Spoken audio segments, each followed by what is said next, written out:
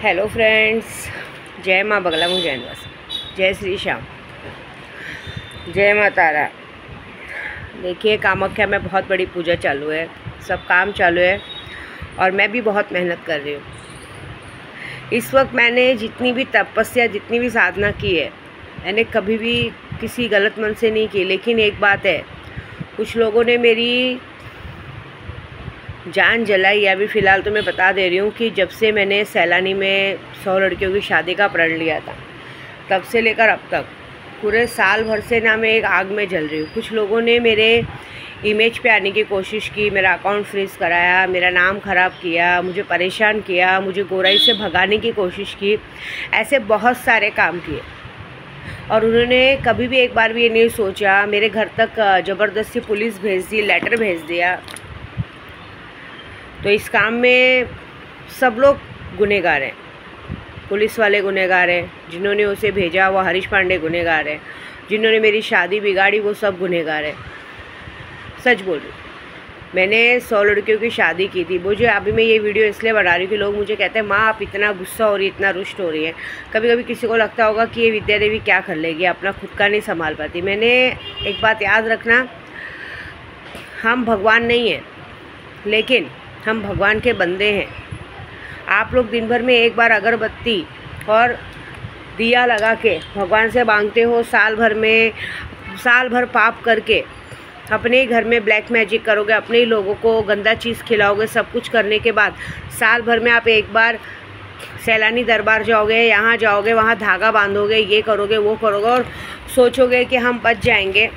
तो ऐसा नहीं होता है, क्योंकि आप लोगों से बच सकते हैं, लेकिन एक अघोरी और पंडित से नहीं बच सकते, चाहे यूट्यूब का कोई भी सब्सक्राइबर हो। आप लोग हमारे सब्सक्राइबर बनते हैं, हम यूट्यूब चैनल चलाते हैं, ठीक है, हम काम डालते हैं। हमने आपसे कभी घर तक आके कोई किसी से पैसे नहीं मांगे। आप हमें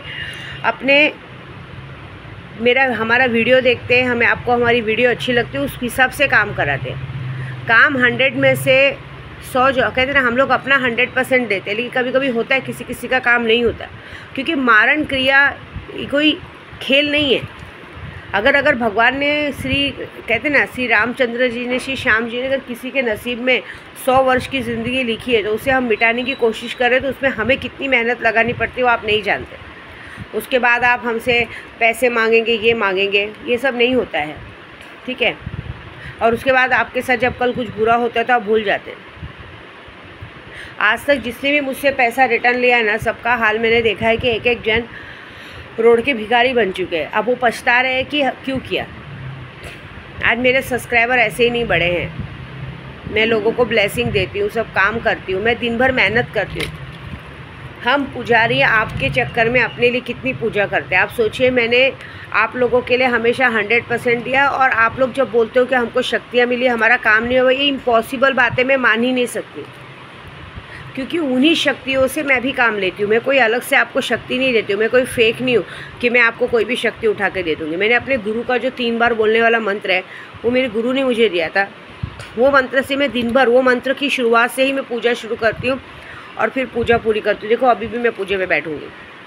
तो जो मेरा काम हो सकता है, मेरे खाटू श्याम, मेरे भगवान, मेरी माता रानी, मेरे बगला मुखी माँ, मेरे बॉडी वाला शख्स, समाधि वाली मैं, रामा सा पीर बाबा, जब मेरा इतना साथ दे सकते हैं, हर जगह मुझे इतना अच्छा दर्शन दे सकते हैं, तो आपका काम क्यों नहीं कर सकते? क्योंकि आपके और मेरे मांगने में फ़र्क है। आप एक ही बार इतना मांग लेते जैसे कि दोबारा भगवान मिले ना मिले। अभी मुझे लोग कह रहे हैं कि माँ अभी आप 2.5 महीने की यात्रा से आई, अभी आप फिर से, अभी ये वापस से यात्रा कर रही थी, फिर से यात्रा पे जा रही हैं। आपके घर में आपके बच्चे हैं, आपके पति हैं। देखिए, बच्चों का तो मैं मानती हूँ, बच्चे भी समझते हैं, क्योंकि बच्चे जानते हैं कि हमारी मम्मी जिस इतने बड़े बंगले में हमको रख रही है, इस बंगले का भाड़ा दे रही है, कम से कम नहीं कुछ 100 लाख 1.5 लाख रुपया भाड़ा जा रहा है, सब कर रहे हैं। तो आगे जाके जो महीने भर में मैं जमा करती हूँ, एक ही मुट्ठी भर के चला जाता है। फिर से मुझे आगे की जर्नी करनी पड़ती है, तो मैं चाह के भी घर पे नहीं रुक सकती। जहाँ तक रही पति की बात, मेरे पति को कमी नहीं है। मैंने पहले भी वीडियो में बताया है कि जब मैं उसे अपने साथ लेके घूम रही हूँ, तो उसे इस बात का घमंड हो गया था। मैं आपको खुलेआम कह रही हूँ कि उसको इस बात का घमंड हो गया था कि ये क्या करेगी, कुछ नहीं कर सकती। अरे मैं मतलब एक कहते हैं, एक पैसों का, एक ऐसी चीज़ों का घमंड हो गया था कि उसने अपना भूल गया था कि मैं एक यूट्यूबर का पति हूँ, जिसको सब लोग माँ कहते हैं, जिसका लोग मंदिरों में पैर पड़ते हैं, जाते हैं पुलिस वाले तक उसका पैर पड़ते हैं, और मैं उसकी लोगों के सामने बेइज्जती करता हूँ। किसके लिए? अपनी एक सो कॉल पहली बीवी के लिए, अपने माँ बाप के लिए, अपने भाई के लिए। उसने कभी ये बात नहीं सोचा कि सबसे पहली गलती मेरी है। मैं अपने दोस्त के साथ उसके पास काम पे लगा था। काम पे लगने के बाद मैंने अपने दोस्त के साथ मिलके उसको नशा दिया। नशा देने के साथ उसको बर्बाद किया। बर्बाद देने के बाद हटा, और उसके पूरे घर वालों ने मिल के उस चीज़ों को लूटा। वो लोग एकदम सीधे बने कि भाई हमसे कोई लेना देना नहीं, हमको क्या करना है। ऐसे नहीं होता है परिवार में। ऐसे आप कैसे सीधे बन सकते हो? आपका पति किसी औरत के साथ जाके रह रहा है, महीनों तक सो रहा है, उठ रहा है, बैठ रहा है, अच्छे अच्छे कपड़े पहन रहा है, गहने पहन रहा है, और आपको कोई फ़र्क नहीं पड़ रहा है। तो जाने दो, फिर से बात टॉपिक का मतलब नहीं। लेकिन उस सोकल परिवार के लिए उसने बार बार जो बेइज्जती की है, आज उसे उस बात का सबक भी देना है। तो फिलहाल मैं यात्रा पे रहूँ या घर पे रहूँ, उससे उसको कोई फ़र्क नहीं पड़ता, क्योंकि सब कुछ है पैसा। क्योंकि विद्या देवी को चुना ही गया था पैसों के लिए। मैं वशीकरण कर रही हूँ, ऐसी बात नहीं है, लेकिन मैं वशीकरण इसलिए नहीं करती हूँ ना कि अगर मैंने प्रॉपरली वशीकरण कर दिया ना, अभी ऑलरेडी वश में है, प्रॉपरली वशीकरण कर दिया तो वो सब कुछ छोड़ छाड़ के कहते हैं ना पागलों के जैसा पीछे पीछे घूमेंगे। वहाँ पे एक छोटा बच्चा है जिसे मैं बहुत प्यार करती हूँ, उसको तो मैं अनाथ नहीं कर सकती ना, क्योंकि उसकी माँ ने तो ऑलरेडी उस पर ज़िंदगी भर का कलंक लगा दिया है। आज नहीं तो कल, अभी तो मैं बोल रही हूँ, कल पूरी दुनिया उस पर थू थू करेगा, और कल वही बच्चा उसको चप्पल से मारेगा।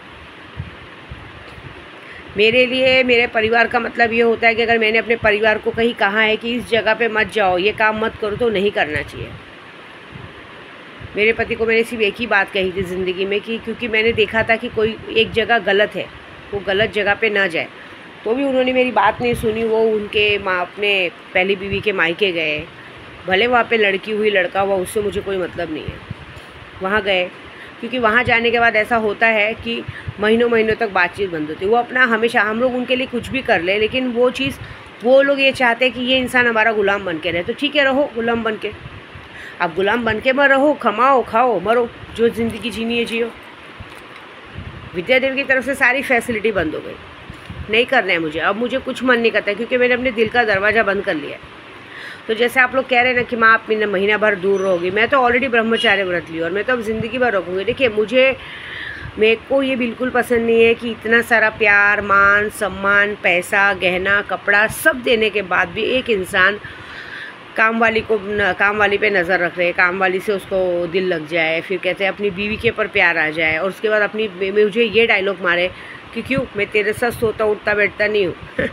इसीलिए मैंने अपने दिल का दरवाज़ा बंद करके लो, सो उठो बैठो उसी के साथ। लेकिन एक बात याद रखना, ये सारी बातों का मतलब ऐसा है कि जब आप एक नॉर्मल इंसान समझ के किसी पंडित अघोरी से पंगा लेंगे, तब एक बात याद रखिएगा कि फिर वो पंडित अघोरी जब तक आप बर्बाद नहीं हो जाओ ना, तब तक फिर उसको आपको छोड़ेगा नहीं। मैंने शादी की थी 100 लड़कियों की, उसमें 10 लड़कियों की शादी करवाई थी। उसमें ये सारे लोग गए थे मेरे साथ, मेरे पति गए थे, उसकी बीवी को भी लेके गई थी, उसके दोस्तों को लेके गई थी, उसके बाद और भी 1-2 जो औरतें गई थी, उसके बाद मैं जिनको अपनी बहनें मानती वो गई थी।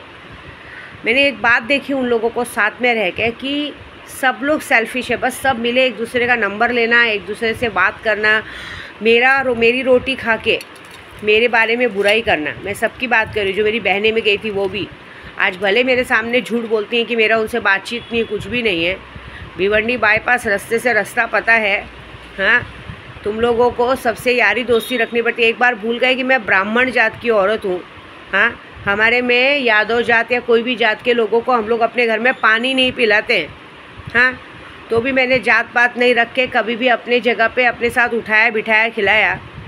हाँ, और तुम लोग मेरे ही दुश्मन के साथ जाके ऐसे करते हो। तुम्हारी माँ को तो बात पता भी नहीं है, कभी पता चलेगा, कभी सोचा है?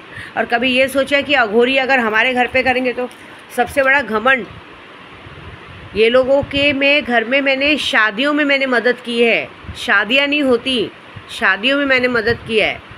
अपना घर समझ के इनमें ब्राह्मण जात के हो कि इनके घर पे जाके इनके घर पे खाना बना के इनकी लड़की, क्योंकि उस वक्त मिडिल क्लास के थे तो एक दूसरे के साथ मिल के रहते थे। इनके घर में गौना आया है, लड़की को शादी में लड़की वाले लाए हैं तो साथ में खाना बना के खाना खिलाया है। मैंने उस वक्त जात पात नहीं देखा। और ये लोग छोटी जातियों की इतना घमंड कि खटिए से इधर से उधर उठना नहीं, अपने हाथ से खाना लेना नहीं, कोई काम करना नहीं, हाँ, ऊपर से एटीट्यूड में बात करना। आप सोचो, ये भूल जाना कि हमसे जात में भी बड़े हैं, उम्र में भी बड़े हैं और ओहदे में भी बड़े हैं, हमें इनसे किस तरह से बात करनी चाहिए। तमीज़ नाम की चीज़ नहीं है। हाँ, शादी में जो मेरे पति के दोस्त लोग गए थे, उनको हमने काम दिया, उन लोगों ने पी खा के वहाँ पे जो नौटंकी कि आज मेरा सैलानी दरबार मुझसे छुड़ा दिया। मेरे लिए आज वहाँ पे जाना मुश्किल है, क्योंकि वहाँ कहीं ना कहीं सबके दिल में खटास हो गई। उन लोगों को लगता है कि मैं गलत हूँ। आज उनको लगता है कि दीदी आपको इनको नहीं लाना चाहिए था। जहाँ दो भाइयों में आपस में बनती नहीं है, ये लोग ने जाके दूसरे भाई के चक्कर में मिल के उनको दारू पिलाना, ये करना, और बाद में ये डायलॉग मारना कि वो छोटा बच्चा तो नहीं। हाँ, सही बात है, कोई छोटा बच्चा नहीं, लेकिन हमें किसी के घर में घुसने की क्या ज़रूरत है। उस वक्त शादी में जितने लोगों ने मेरा बिगाड़ने का कोशिश किया, मेरा दिल टूट गया कि मैं, आप सच बोलूँ ना, मैं अपने घर पे कभी जात पात नहीं देखती हूँ। मेरे घर पे ये लोग आते हैं, बैग भर भर के साड़ियाँ लेके जाते हैं। मैं, अब मेरी एक आदत है एक ही बार साड़ी पहनना, बैग भर भर के बच्चों के लिए कपड़े लेके जाते हैं। लेकिन अगर गलती से शादी में आना हुआ या कहीं मेरे साथ मंदिर जाना हुआ, इनके बैग में ठीक से कपड़े नहीं रहते। इसका मतलब ये लोग मेरे कपड़े लिए हुए जाके बेचते हैं कि क्या करते हैं। एकदम भिखारी जैसा आ जाएंगे। भिखारी जैसा छोड़ो, मैं तो खुलेआम बोलती हूँ, ऐसा हो जाता है कि मुझे अच्छा नहीं लगता है। ऐसा हो जाता है कि जितना भी तो उतना कम है, क्या पाऊँ ले लूँ। अगर मैं पूरा घर उठा के दे दूँ ना, पूरा घर, गहने, कपड़े सब उठा के दे दूँ ना, तो भी इनको कम है। लेकिन इतना सब मिलने के बाद ईमानदारी कहाँ है। अगर मैं झूठ बोल रही हूँ, जिसके लिए भी बोल रही हूँ, मेरी वीडियो देखते हैं, खाए अपने छोटे बच्चे छोटे बच्चे के सर पे हाथ रख के कसम कि मैं जो बोल रही हूँ गलत है। नहीं बात करते तुम लोग मैडम से, नहीं तुम लोग वो करते, क्यों करते हो बात, ये बताओ। वो दिन भूल गए जब तुम लोगों का ठीक से हालत नहीं था, इस विद्या देवी ने साथ दिया था। लेकिन अब वो सब बोल के मतलब नहीं है। मैंने 2 बार माफ़ किया, लेकिन बात कैसी होती है, आप लोग किसी के घर पे आते हो, मैं मानती हूँ, देखो हर इंसान अपने घर पे राजा रहता है। मैं भी अपने घर पे आती हूँ, अपने बच्चों से ज़बरदस्ती खाना मांगती हूँ, करती हूँ, लेकिन मैं अपने बच्चों से गधा मजूरी नहीं कराती हूँ। बहुत सारे लोगों को देखा, एक जगह पे गांड रख के बैठे रहेंगे, बच्चों से काम करवाते रहेंगे और दूसरों के सामने बड़ी बड़ी बात करेंगे। बच्चे गलती करेंगे तो भी बच्चों को लेंगे। अभी मैंने बीच में वीडियो बनाई थी कि मेरे पर्स में से पैसे चोरी होते हैं, क्योंकि मेरे साथ जो यात्रा पे जा रहे हैं उनके लिए बोला था कि उनका मोबाइल टूट गया, मेरा उनका पैसा चोरी होगा, तो बार बार सुना रहे मेरा मोबाइल तोड़ दिया। तो उसके ऊपर भी मुझे सामने वाले ने घर पे बैठ के सवाल किया कि दीदी आप क्या बोल रहे थे, मतलब तुमको ऐसा क्यों लगा कि मैंने तुमको बोला। तुम लोग पूरी वीडियो सुनते नहीं हो और मेरे से सवाल करते हो, और एक बार भी नहीं सोचते कि हम उन्हीं के घर पे बैठ के उनसे सवाल कर रहे हैं और ये औरत की सटके की तो हमारा काम धंधा सब बंद कर देंगे। एक बात याद रखना, मैं ऐसे लोगों से बात करना भी पसंद नहीं करती। अब की बार, अब तो जब तक जिंदा हो भाई, मेरे घर में किसी को भी एंट्री नहीं है, मेरे घर पे आना ही नहीं है भाई। तुम लोग छोटे जात के हो के तुम्हारे अंदर इतना घमंड है, तो हम लोग तो ब्राह्मण हैं, हम लोग को तो कितना घमंड रहना चाहिए। हाँ, तुम लोगों को इतना सारा घमंड है, तुम लोगों को तुम्हारे खुद के घर वाले कोई पूछते नहीं है, और जब तुम लोगों को कोई पूछता है बहन का, इसका इज्जत देता है, तो तुम लोग सर पे बैठ के मुँतोगे। तो 100 सीधी बात ऐसी है कि भाई जहाँ तक रही मेरे पति की बात, तो उसके लिए बहुत जाट जन है। उसके लिए उसकी बीवी है, नौकर वो कहते हैं ना, बीवी है। बहुत सारे लोग यहाँ टार्जन जैसी औरतें हैं, टार्जन हैं। फिर वो कहते हैं ना योगिता जैसी औरतें हैं। फिर वो नीलम दास जिसने मेरे साथ काम पे गई थी, वो भी तेरी घर काम करती रहती, ढूंढती रहती। कहीं ना कहीं उनका जी भरने के लिए बहुत जन है। मैं क्या करूँगी रह के उनकी ज़िंदगी में, और मेरे रहने का कोई मतलब है, मेरी बातों का ही जब मतलब नहीं है। मैं 2-4 दिन अच्छे से रहूँगी, फिर उसके बाद यही बात होगा, फिर से रक्षाबंधन आ रहा है, फिर से जाना है, भिवंडी जाना है, छोटी बच्ची हुई है, साले की बीवी को देखना है, उसको देखना है। हाँ, साले की बीवी से याद है, अगर बीवी काम नहीं आई तो वो जो उनकी पहली बीवी है वो तो अपनी माँ को बुला देंगी। उसकी माँ तो हर महीने आ जाती है, क्योंकि बीवी से जवान तो माँ दिखती है। माँ को बोल देगी मेरी माँ के साथ सो जाओ। माँ नहीं मिली तो भाभी को बच्चा हो गया, भाभी को बोलेगी सो जाओ। क्या फ़र्क पड़ता है, पति को खुश रखो बस। क्यों? क्योंकि मेरा पति विद्या देवी का पति है, वो बिंदास उससे मांग के हमारी सारी ख्वाहिशें पूरी करेगा। और बाद में हम क्या बोलेंगे, हमें क्या पता, हमने तो कुछ किया ही नहीं, हमें तो कुछ पता ही नहीं। सारी मलाई खाने के बाद अगर बिल्ली ये बोले कि मैंने तो दूध पिया ही नहीं, तो ये बात कौन सी होती। तो सबसे बड़ी बात यह है कि देखिए, इन लोगों ने, सब लोगों ने मिल के ना 2024 से लेकर 2025 तक मुझे जितना परेशान किया है, तब तक मैंने तभी से कसम खाई है कि जब तक तो इन लोगों को मैं रोड पे लाऊंगी नहीं, तब तक मैं इन्हें छोड़ूंगी नहीं, चाहे वो कोई भी हो। अब तो इन लोगों को एक बात समझ जाना, एक अघोरी और पंडित जब ठान लेता है कि इन लोगों ने मुझे बर्बाद किया है, तो जब तक मैं सबकी मौत की खबर नहीं डालूँगी, जो लोग मेरे नाम पे गलत वीडियो बनाते हैं, मेरे घर तक पुलिस भेजे, मेरी शादी बिगाड़ने की कोशिश की, मेरे साथ रह के मेरे परिवार को तोड़ने की कोशिश की, मेरे परिवार को मुझसे दूर करने की कोशिश की, मेरे बच्चों को बागी बनाया ये एक बात याद रखना, जब तक तुम सबके घर में मौतों की खबर नहीं आएगी तब तक खाटू श्याम की कसम मैं पीछा नहीं छोड़ूंगी, चाहे मुझे फिर उसके लिए कितनी भी मेहनत करनी पड़े, कुछ भी करना पड़े, क्योंकि इस वक्त दिल में प्यार कहीं है ही नहीं। एक आग जल रही है, वो आग तभी बुझेगी जब इनके घर में मौतों की खबर आएगी। जब तक इनके घर में मौत की खबर नहीं आएगी तब तक आग नहीं बुझेगी। और जहाँ तक रही पति की बात, पति उसे कहते हैं जो अपनी पत्नी का मान रखे, बातों का मान रखे, बातों का सम्मान रखे। पति उसे कहते हैं कि उसको ये समझ में आना चाहिए कि जब पूरी दुनिया ने मेरा साथ छोड़ दिया था, जिससे साथ मैंने 7 फेरे लिए, उसने भी मेरा साथ छोड़ दिया था, मेरे साथ उसने पकड़ा जिसने अपने आप को बर्बाद कर दिया, अपने पल रहे पेट के बच्चे को खो दिया, उसके लिए कितना मान रहना चाहिए। अगर वो मना कर रही है नहीं जाना है तो नहीं जाना है, लेकिन जब इंसान को मान नहीं है, सम्मान नहीं है, तो वैसे इंसान को पति बोलने का भी हक़ नहीं है, और मुझे अपनी यात्रा पे बेइज्जती कराने का हक़ नहीं है। तो इंडिपेंडेंट मैं अपनी पढ़ाई करने जा रही हूँ, जिसको जहाँ जाना है जाओ, मैंने तो सारा फैसिलिटी बंद कर दिया और मैं दूंगी भी नहीं। भले मुझसे बात करो मत करो, रिश्ता रखो मत रखो, क्योंकि मैं भी देखना चाहती हूँ मियाँ बीबी का रिश्ता पैसों से होता है क्या, और मैं भी देखना चाहती हूँ कि जब पैसे नहीं रहते हैं कितना दिन तक आदमी को एक औरत के लिए कर्जा लेना पड़ गया,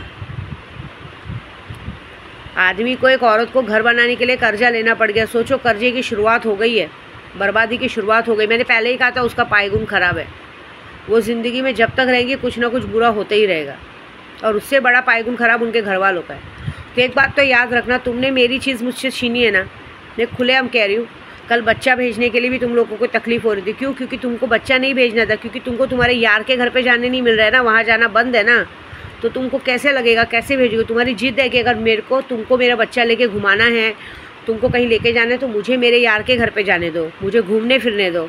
वो तो नहीं होने वाला है, वो तो तुझे जाना है तो तू जा, लेकिन मेरे को देखना है कि तेरे यार को तू ज़्यादा प्यारी है कि उसके बच्चे और उसकी बीवी ज़्यादा प्यारी है, वो भी देखना है मुझे, या एरिया वालों की नज़र ज़्यादा प्यारी है। खजांची बन के घूमता है ना, तो खजांची सवाल तो करे, सवाल का जवाब तो देगा ना लोगों का कि भाई तुझे तेरी बीवी बच्चे प्यारे हैं कि तेरे भाई की बीवी प्यारी है, कि तू उसके लिए और सबसे लड़ रहा है।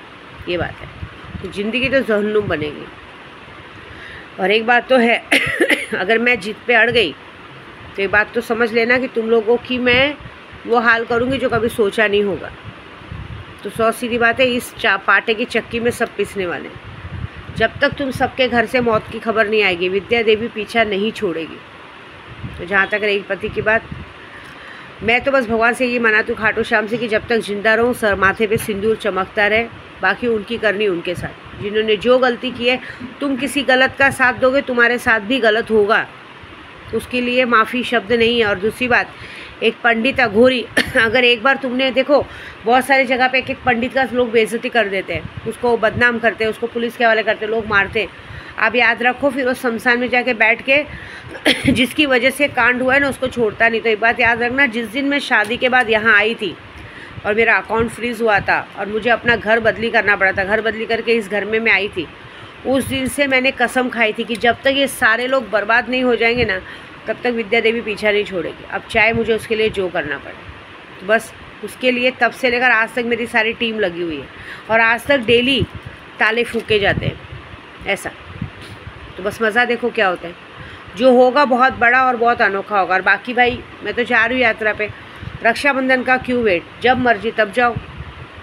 लेकिन एक बात तो याद रखना मैडम, तू इस बार अपने भाई को राखी नहीं बांध पाएगी, क्योंकि मैं इस बार की बड़ी पूजा में तुझसे तेरा मायका छीनने वाली हूँ, तेरे भाई की मौत होने वाली है, तेरी माँ की मौत होने वाली है, और इसकी जिम्मेदारी तेरी, क्योंकि तेरी गलती की वजह से ये कांड होगा। तू अपने पति को वहाँ तक लेके गई, और उसकी सज़ा यही है कि तेरे साथ यही होना चाहिए बस।